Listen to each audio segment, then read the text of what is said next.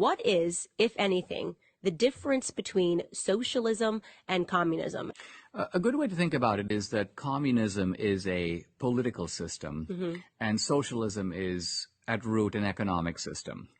They're cousins. They go well together. The Soviet Union was communist and socialist, and at some point it overthrew both. So the Soviet Union now has a certain type of gangster capitalism, but it's neither communist nor socialist. But look at China.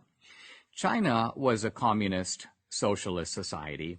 It got rid of the socialism by moving toward a peculiar type of market system, a market system controlled by the state, but nevertheless a relatively free market. But it kept its communist political structure intact. So no democracy, no free elections, controlling the lives of the people, but they can work, they can become millionaires, they can make products, they can gain money. So China is a really good example of the way of preserving communism while jettisoning socialism. Well, the Chinese they're kind of offering their citizens a bargain, which is that you've been poor, desperately starving peasants for millennia.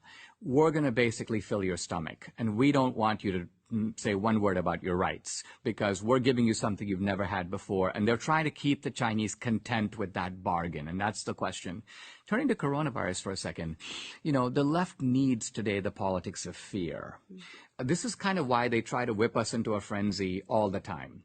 You see, Marx thought you wouldn't need any of this. Marx thought that the revolution was scientific. It would come automatically. You don't even have to fight for it because it's going to happen by a law of history. But nowhere did the workers revolt against the capitalist class, not in Marx's time and not to this day anywhere in the world. So the left has realized Marx was wrong about that. There's nothing scientific about socialism. What we need is panic. And then since the 70s, the left is like, we're running out of food. In the 80s, nuclear apocalypse. In the 90s, the ozone layer's going away. The last 20 years, climate change, the oceans are rising. And now coronavirus, the theme is the same. We want to take rational people and create a crowd stampede. So because crowds behave differently than rational individuals in the crowd. If you can get people to think that their lives are in danger and they have to run, then they behave in ways, they do things, they submit to irrationality, and the left thrives.